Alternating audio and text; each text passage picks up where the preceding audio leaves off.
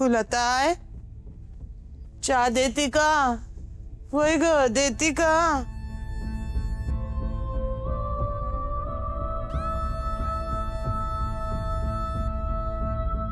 डाली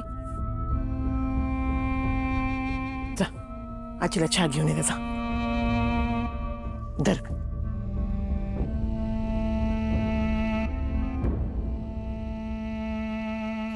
ऋतिक कुठं आहे घरंजे? हाय झोपलाय. हौसा हाय त्याच्यापाशी. लालीजी नाश्त्याचं बघा बरं. हो लगेच आणते. खाल त्याच्या माड्यावर नाश्ता. माणसं मारून थकला असेल तो. एक नंबरचा मेला अपशकुनी पायाचा आहे. हो घ्या घ्या आप्पा.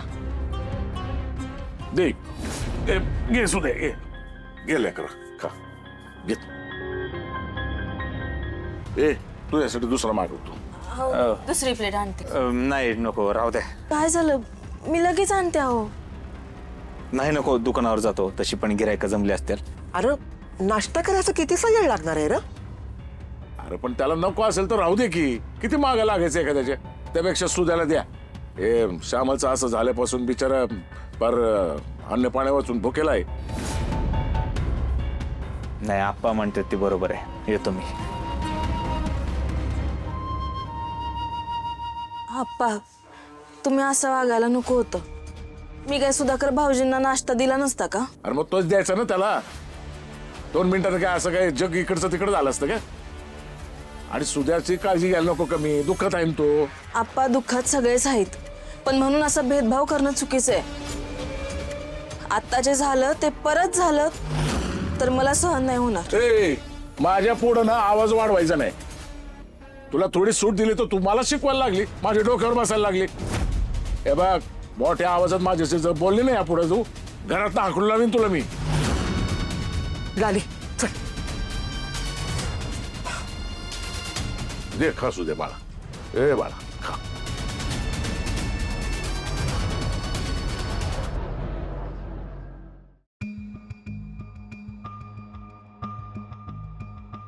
याचा नंबर खरंच स्विच ऑफ आहे की याने मला ब्लॉक वगैरे केलंय?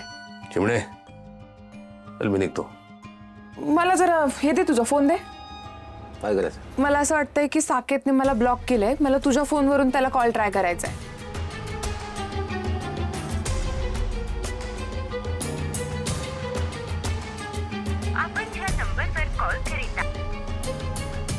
स्विच ऑफ येतोय.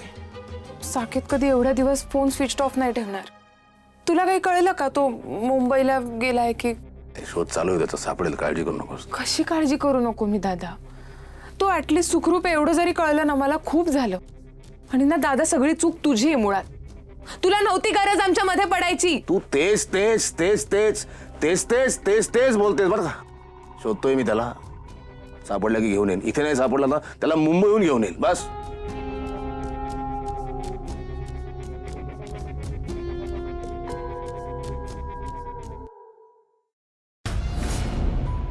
कुठे गेला यार हा मुलगा?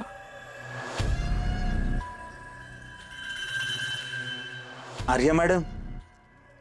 गोपाळजी या ना, बसा.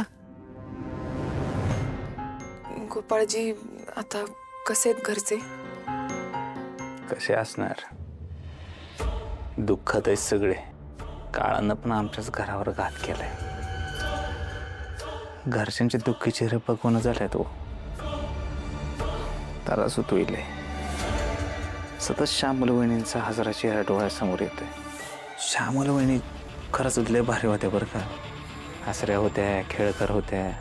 माझी ही अवस्था झाली काही दिवसातच. घरच्यांची काय झाली असेल? रीतीची, सुधाकर दादाची काय अवस्था झाली असेल कल्पना सुद्धा करवत नाही मला. मला तर झोप लागत नाही.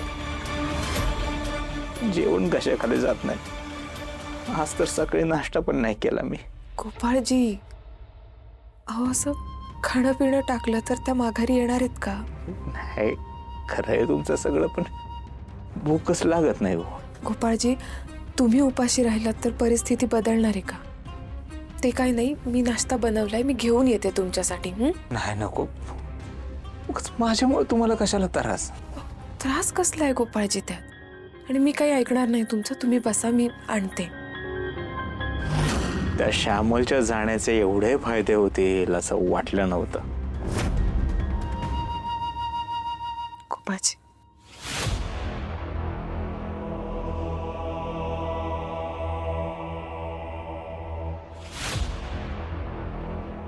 भूक नाही हो मला. तरीही खावं लागेल, स्वतःसाठी नाही, माझ्यासाठी तरी.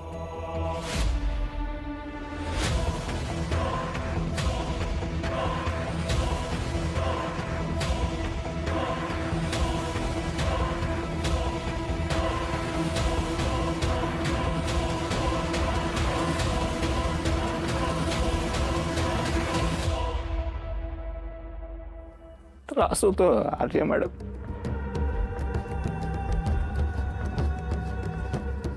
माझा हळवं मन आहे ना, कोणाचं दुःख बघवत नाही मला. बाहेरच्या माणसाचं दुःख बघवत नाही, घरातल्या माणसांचं कसं बघवत सांगा बरं. काळानं पण एका माग एक एका माग एक एका माग एक आमच्या घरावर घात करत सुटलाय. ऋतिकचं टेन्शन आलंय. बिचारा आई विना पोरग कसं वाढेल ती. लालाजी किती दिवस घरात आहेत काय माहिती नाही. सुधाकर दादा पण ड्युटीवरच असतो, घरी नसतो. आधी दारू प्यायचा, आता तर सतत दारू मध्येच असेल ना.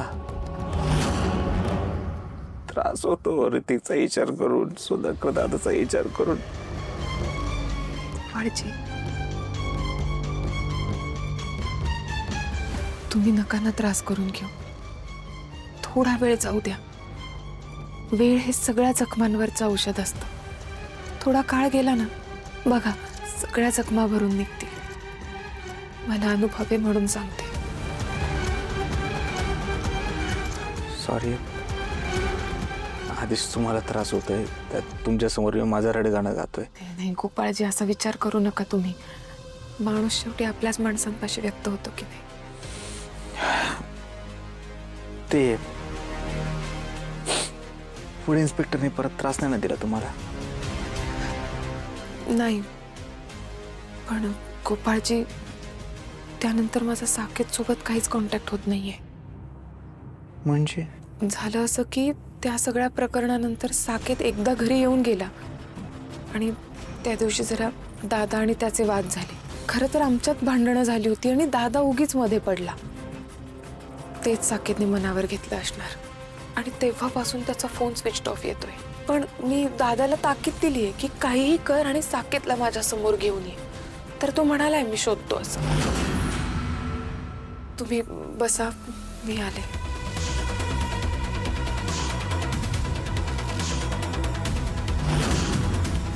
मग तर मला जरा जास्त सावध राहिलं पाहिजे.